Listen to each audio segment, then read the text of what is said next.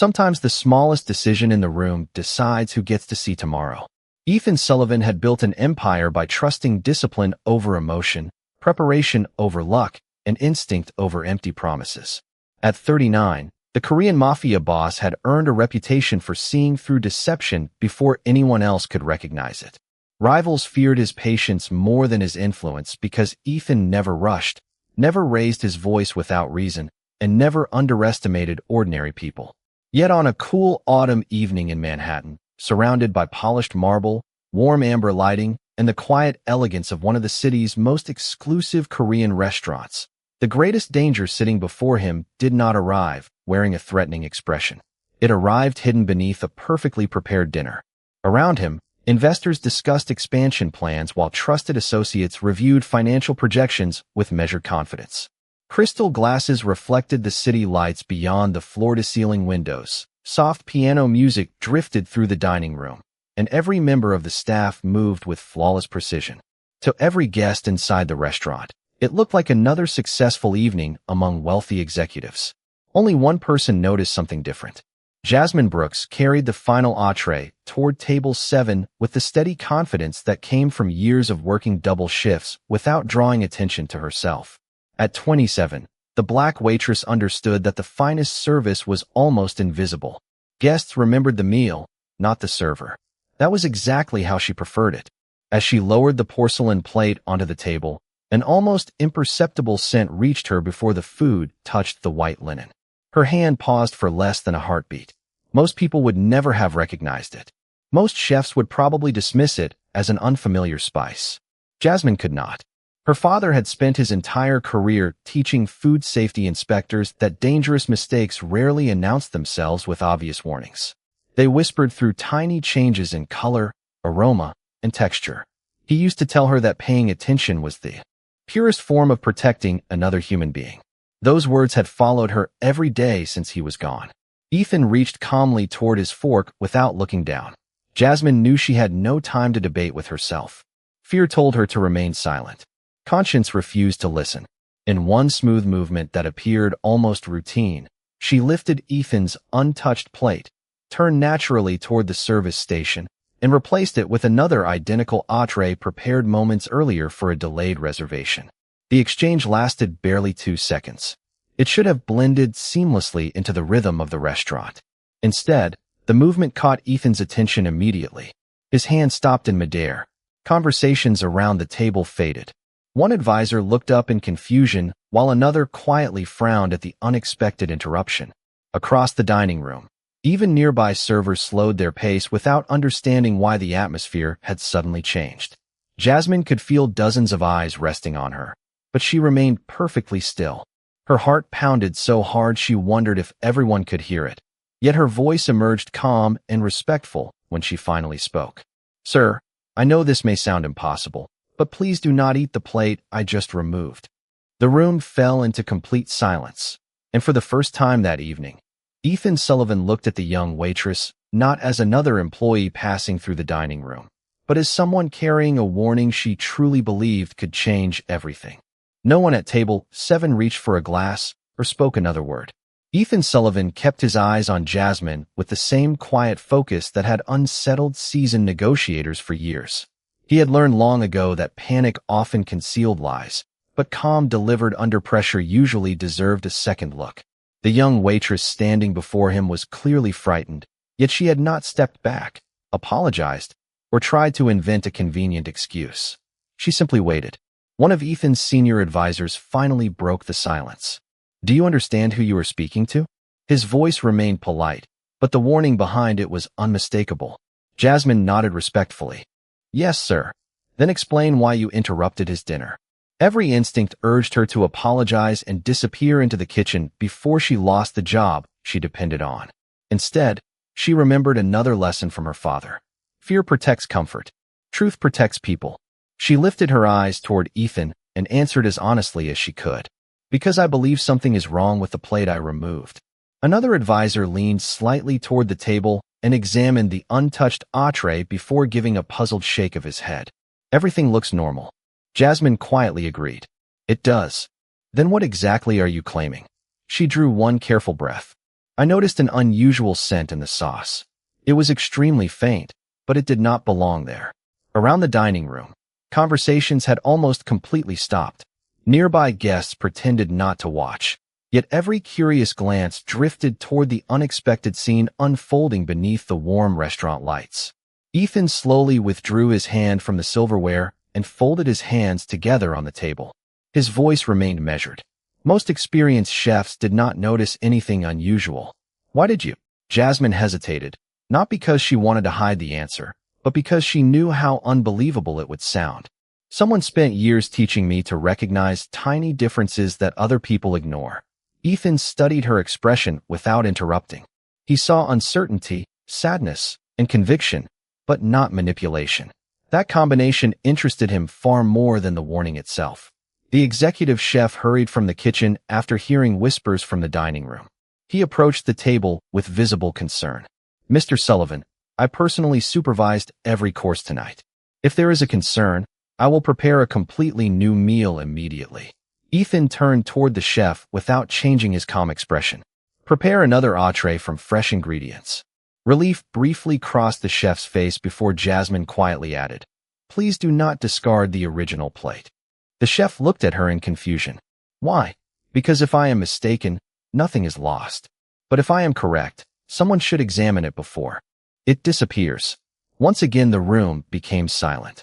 Ethan noticed something important. She was not demanding that anyone believe her. She was asking only for the chance to verify the truth. That difference mattered. He gave a slight nod toward one of his advisors. "Seal the original plate exactly as it is and have it delivered to an independent laboratory for immediate preliminary testing." The advisor acknowledged the instruction without hesitation. Jasmine finally released the breath she had been holding since she first reached the table. She had expected disbelief, embarrassment, perhaps even dismissal. Instead, Ethan had chosen evidence over pride. As the replacement entree was prepared, he looked at her one more time and asked the question that changed the direction of both their lives. "Miss Brooks, if the laboratory confirms you are right, I want you to tell me who taught you to notice what everyone else overlooked." The replacement dinner arrived quietly, prepared under the executive chef's direct supervision from entirely new ingredients. Yet Ethan Sullivan made no effort to reach for it. The meal was no longer the center of his attention. The young waitress standing a respectful distance away had become the only unanswered question that mattered.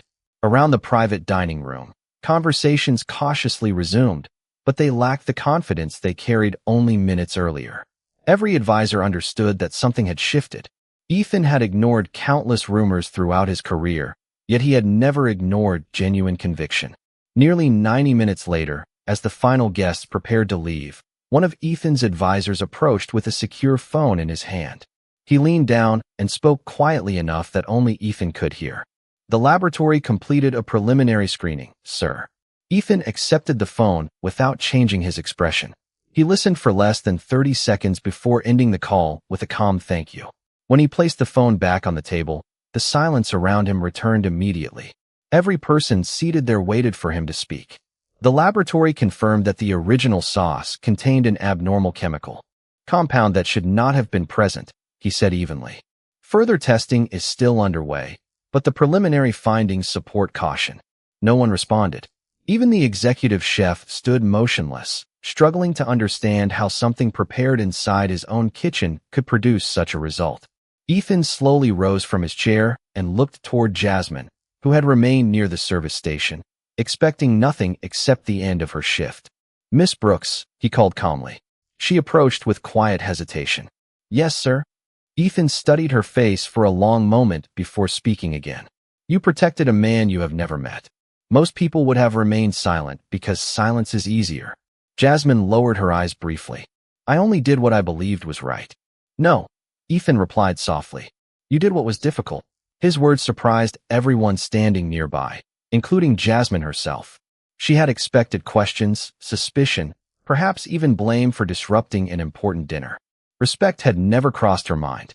Ethan continued. "Earlier, I asked who taught you to recognize what everyone else overlooked." Jasmine drew a slow breath as memories she rarely allowed herself to revisit quietly returned. "My father," she answered. "His name was David Brooks." He worked in food safety for more than 20 years. Ethan listened without interrupting. When I was a little girl, he never tested me with books first. He placed ordinary meals on our kitchen table and asked me to notice what had changed. Sometimes it was only the smell, sometimes the color, sometimes the texture. He always said that dangerous things rarely arrive looking dangerous. They arrive looking ordinary. Her voice softened as she continued.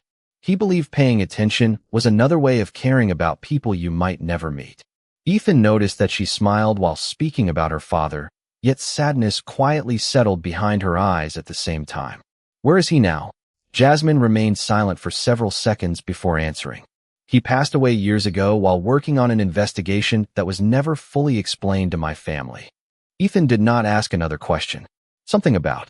The pain in her voice told him the story was much larger than unfinished laboratory reports or one interrupted dinner. As the restaurant slowly emptied beneath the warm evening lights, he realized the woman who had quietly saved his life had also carried unanswered questions of her own for many years, and for reasons he could not yet explain, he intended to help her find the truth.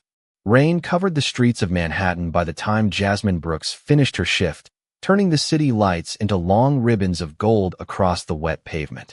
She stepped outside wearing the same simple gray coat she had owned for years, hoping the unusual evening would finally come to an end.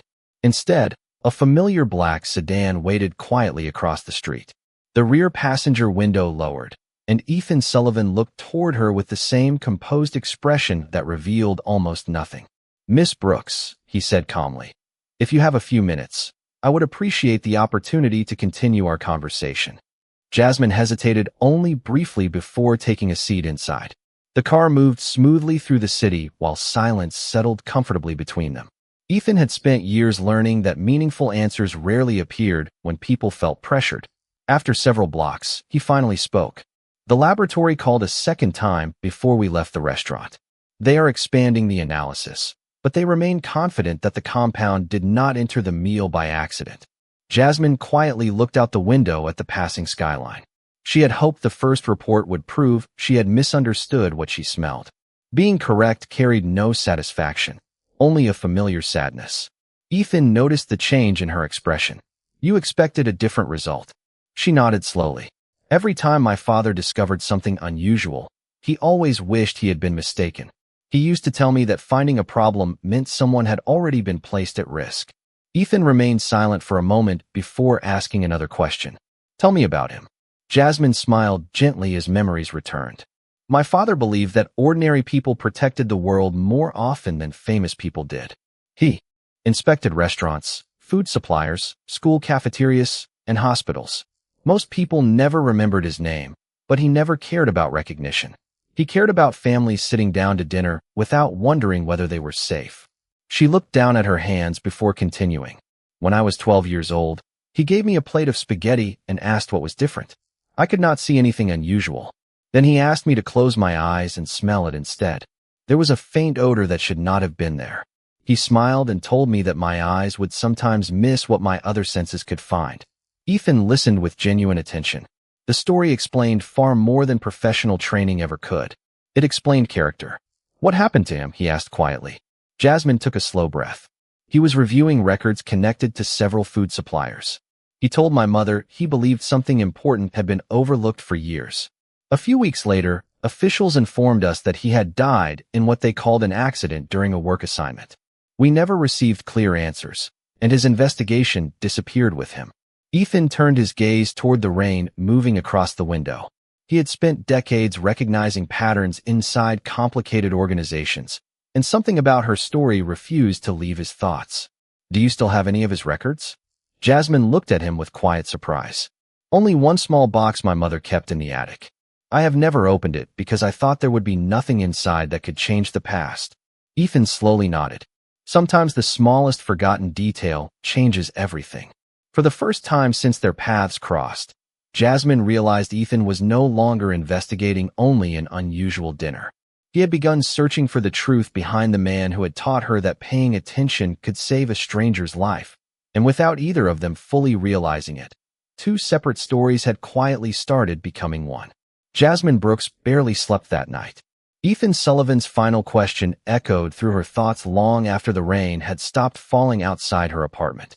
The small, cardboard box stored in her mother's attic had become something she avoided for years, not because she believed it contained answers, but because opening it meant accepting that her father would never walk through the front door again. By sunrise, she had made a decision. Before reporting for her afternoon shift, she drove across the river to the modest house where her mother still lived. Everything inside looked exactly as she remembered from childhood, from the faded family photographs lining the hallway to the old wooden staircase that creaked beneath every step. Her mother smiled warmly when she opened the door, surprised by the unexpected visit. After a quiet conversation over coffee, Jasmine finally asked about the attic. Without saying a word, her mother nodded and handed her a small brass key that had remained inside the kitchen drawer for years. Dust floated through narrow beams of morning sunlight as Jasmine climbed into the attic and carefully unlocked an aging storage chest. Beneath old holiday decorations and forgotten photo albums rested the weathered cardboard box her father had labeled in neat handwriting with only 3 simple words: personal work files. She carried it downstairs with both hands, almost afraid to disturb memories that had remained untouched for so long. Inside were notebooks, inspection reports, supplier invoices, handwritten observations, and dozens of neatly organized folders. At first glance, they appeared ordinary, yet her father's careful habit of adding personal notes in the margins immediately caught her attention. He had circled dates, underlined company names, and placed small stars beside records he considered important. One folder stood apart from the others. Across its cover he had written, "Patterns matter more than incidents."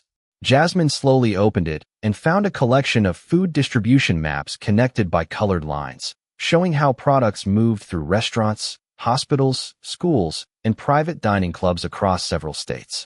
Certain supplier names appeared repeatedly. One of them immediately felt familiar because she had seen it only days earlier on paperwork inside the restaurant. Before she could study the documents further, her phone vibrated. Ethan's name appeared on the screen. "Good morning, Miss Brooks," he said in his calm voice. "I hope I am not interrupting." Jasmine looked down at the folder resting on the kitchen table. "Actually, I think I found something." Ethan remained silent, allowing her to continue. "My father was not investigating isolated food safety problems. He believed the same companies kept appearing in completely different places. He was tracking a pattern." Ethan's tone became more thoughtful than surprised. "One of my analysts reached a similar conclusion this morning. We reviewed supplier records connected to the restaurant. Several contracts trace back to the same distribution network your father documented years ago." Jasmine felt a chill despite the warm kitchen sunlight. 2 investigations separated by many years had quietly arrived at the same destination. Ethan spoke again after a brief pause. "Do not bring those files anywhere yet. I would prefer to review them with you personally." Jasmine closed the folder carefully, realizing her father had left behind something far more valuable than unfinished paperwork. He had left behind a trail of observations waiting for someone patient enough to recognize that the smallest details, gathered over time, could reveal a truth that no single incident ever could. Later that afternoon, Jasmine Brooks arrived at Ethan Sullivan's private office carrying the weathered cardboard box as carefully as if it contained family photographs instead of forgotten records. Floor-to-ceiling windows overlooked the Hudson River, filling the room with soft afternoon light that reflected across shelves of neatly organized books and polished walnut furniture. Nothing about the office suggested unnecessary luxury. Like its owner, every detail served a purpose. Ethan stood as she entered, a gesture that surprised her more than she expected. He had no reason to offer respect to a waitress, yet he did so without hesitation or ceremony. "Thank you for trusting me with this," he said quietly. Jasmine placed the box on the conference table and slowly opened it. One by one, they spread the folders across the polished surface. Supplier invoices rested beside inspection notes, handwritten observations beside delivery schedules, each page connected by her father's careful habit of documenting even the smallest irregularity. Ethan did not rush. He read every margin note, every highlighted sentence, and every circled company name with the same patience that had helped him make difficult decisions throughout his career. After nearly an hour, he noticed something that had escaped everyone else. David Brooks had never accused a single company directly. Instead, he repeatedly wrote the same sentence in different notebooks. Never chase the incident. Follow the pattern. Ethan leaned back thoughtfully. Your father understood something most investigators forget. One unusual event can be explained away. 10 similar events connected across time become evidence. Jasmine nodded slowly. He always believed that people focused too much on dramatic moments and ignored the quiet details that linked them together. Ethan looked toward one particular folder containing maps of food distribution routes. Several supplier names appeared repeatedly beside handwritten dates stretching back almost 8 years. One name matched a current logistics company that still handled premium deliveries throughout New York. Another appeared on invoices connected to the restaurant where Jasmine worked. Neither discovery proved wrongdoing by itself, but together they revealed a network that had remained remarkably unchanged despite the passing years. Ethan pressed a small button on his desk, and one of his senior analysts entered moments later. Without raising his voice, Ethan instructed him to compare every supplier listed in David Brooks's files with the contracts currently active across Ethan's business interests, restaurants, charitable foundations, and hospitality partners. Do not search for crimes, Ethan added calmly. Search for repetition. The analyst nodded before quietly leaving the room. Jasmine watched Ethan in thoughtful silence. Most people would have started asking who was responsible, she said. Ethan gave a faint smile. People often hide successfully. Patterns rarely do. For the first time since their paths crossed, Jasmine realized that Ethan viewed problems the same way her father once had. Neither man depended on assumptions. Both trusted careful observation more than dramatic conclusions. As the afternoon sunlight slowly shifted across the office, another call arrived from Ethan's analyst. Preliminary comparisons had already uncovered multiple overlapping supplier relationships extending far beyond a single restaurant. Nothing directly connected those records to the interrupted dinner yet, but they confirmed something far more important. David Brooks had not been chasing random incidents years ago. He had been quietly documenting a system. Ethan ended the call and closed the final folder with deliberate care before looking at Jasmine. Your father left us more than memories, he said. He left us a map. We simply needed enough patience to learn how to read it. The following morning, Ethan Sullivan made a decision that surprised even the people who had worked beside him for years. He ordered that nothing inside the supplier network be changed, no contracts canceled, no meetings postponed, and no unusual questions asked. Every shipment would continue exactly as scheduled. Every routine would remain untouched. His advisors exchanged uncertain glances until Ethan calmly explained his reasoning. The moment people believe we suspect them, they stop behaving naturally. If we want the truth, we have to let it believe it is still invisible. The room grew quiet because everyone understood what he meant. Across town, Jasmine Brooks returned to the restaurant for another ordinary shift. She polished glasses, greeted guests with her usual warm smile, and moved through the dining room as though nothing had happened during the previous week. Only Ethan and a small circle of trusted analysts knew that every supplier invoice arriving at the restaurant was now being quietly compared with the records found inside David Brooks's files. By early afternoon, the first meaningful connection appeared. One logistics company had quietly changed ownership several years earlier. Yet the same distribution manager continued approving deliveries under different corporate names. The signatures matched. The warehouse locations matched. Even the delivery schedules followed the same repeating pattern David Brooks had documented before his investigation ended. Ethan studied the comparison charts without speaking. The evidence still did not point toward one individual, but it confirmed that David had never been chasing isolated mistakes. He had been following a carefully hidden system that simply learned to change its appearance over time. Later that evening, Jasmine noticed something she would have ignored only days before. A delivery driver entered through the kitchen entrance carrying paperwork that required only a routine signature. While waiting, he casually greeted several employees by name, despite supposedly servicing dozens of restaurants across the city. The familiarity seemed harmless. Yet it reminded Jasmine of one sentence her father had written repeatedly inside his notebooks. Familiarity creates invisibility. She quietly memorized the company logo printed on the driver's jacket without drawing attention to herself. After her shift ended, She called Ethan and described exactly what she had seen. She expected him to ask for opinions or guesses. Instead, he asked only 3 questions. What time did he arrive? Which entrance did he use? Did anything about his paperwork appear unusual? Jasmine answered each question as accurately as she could. Ethan thanked her before ending the call. Less than an hour later, his analysts confirmed that the same driver had delivered to several businesses appearing inside David Brooks's old files over many consecutive years. The pattern had become even clearer.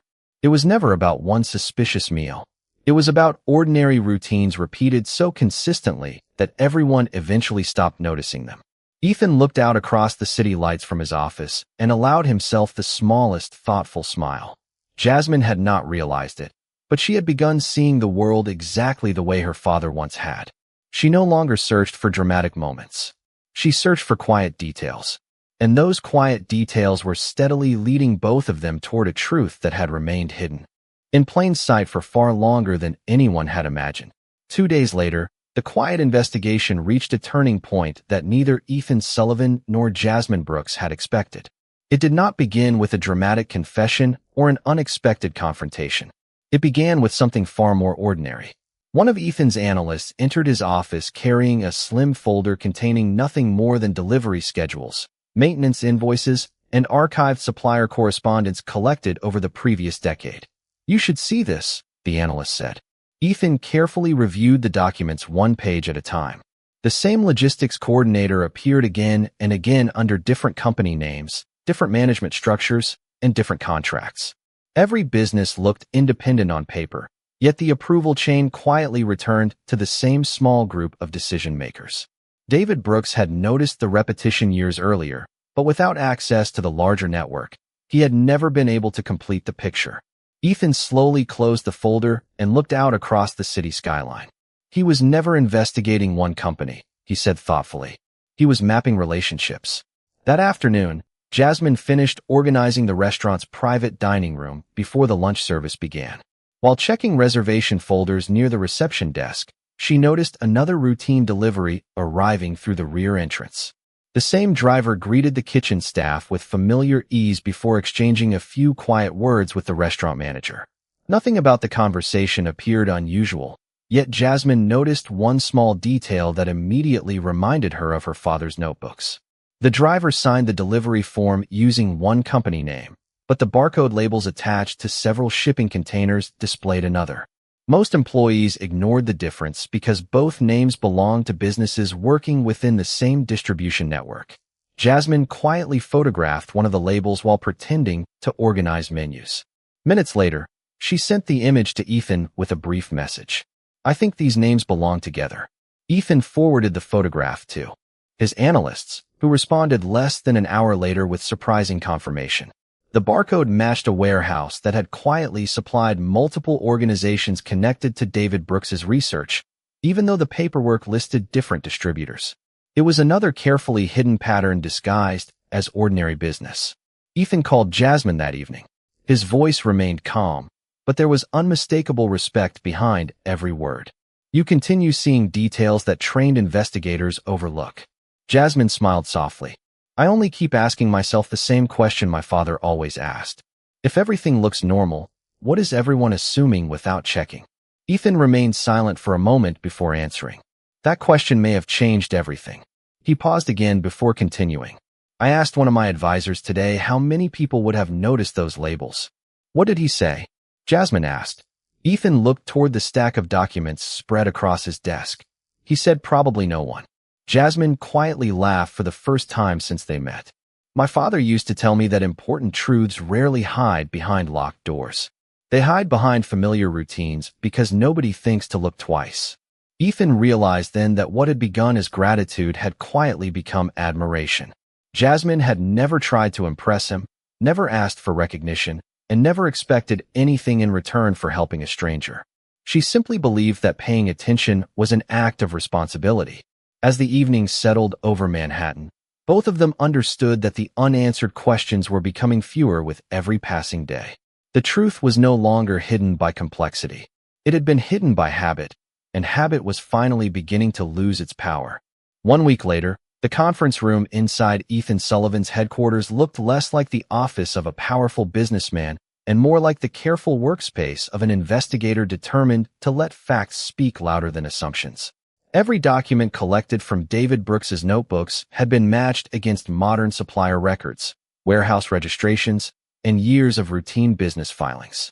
Piece by piece, the scattered observations of a dedicated food safety inspector had become a complete picture. What once appeared to be isolated irregularities now revealed a consistent pattern of concealed business relationships stretching back many years. Ethan looked around the table before speaking. Everything we discovered goes to the proper authorities exactly as it is. No shortcuts, no additions, no assumptions, only evidence. Every advisor nodded. They understood that the strength of the case came not from dramatic accusations, but from years of patient observation connected by verified records. Later that afternoon, Ethan invited Jasmine Brooks back to the same restaurant where their lives had unexpectedly crossed. The dining room felt peaceful beneath the warm lights, filled with quiet conversations and the familiar sound of glasses gently touching polished tables. Jasmine arrived wearing her usual black uniform, expecting another discussion about the investigation. Instead, Ethan stood as she approached and placed a single envelope on the table between them. She opened it carefully. Inside was an official notice confirming that David Brooks's final investigation would receive a formal review based on newly organized evidence and preserved records. For several long moments, she simply stared at the page without speaking. The unanswered questions she had carried since childhood were no longer forgotten. They had finally been heard. Ethan waited respectfully before placing a second envelope beside the first. Jasmine smiled softly before opening it. Inside was not money, but legal documents establishing the David Brooks Food Safety Scholarship, created to support students committed to protecting public health through careful observation, scientific integrity, and ethical service. Jasmine slowly looked up, unable to hide her surprise. Ethan spoke quietly. Your father spent his career protecting families he would never meet. His work deserves to continue through people who share the same values. Jasmine felt tears gathering in her eyes, not from sadness, but from relief. He would have been honored, she whispered. Ethan shook his head gently. The honor belongs to the man who taught his daughter that paying attention could save a stranger. Outside the restaurant, the afternoon sun reflected across the streets of Manhattan as ordinary life continued around them. Nothing about the city suggested that one quiet decision made by a waitress had changed the course of two lives. Jasmine returned to her work with the same humility she had always carried. Ethan returned to his responsibilities with a renewed respect for the people the world often overlooked. Before leaving, he paused near the entrance and looked back toward her one final time. You once believed you only changed one dinner, he said. In reality, you helped finish the work your father started years ago. Jasmine smiled with quiet gratitude. He taught me that details matter because people matter. Ethan nodded once before stepping into the afternoon light. And as the restaurant welcomed another ordinary evening of guests who would never know what had happened there, one truth remained quietly unforgettable. The greatest acts of courage rarely begin with power. They begin with someone ordinary choosing to notice what everyone else walks past.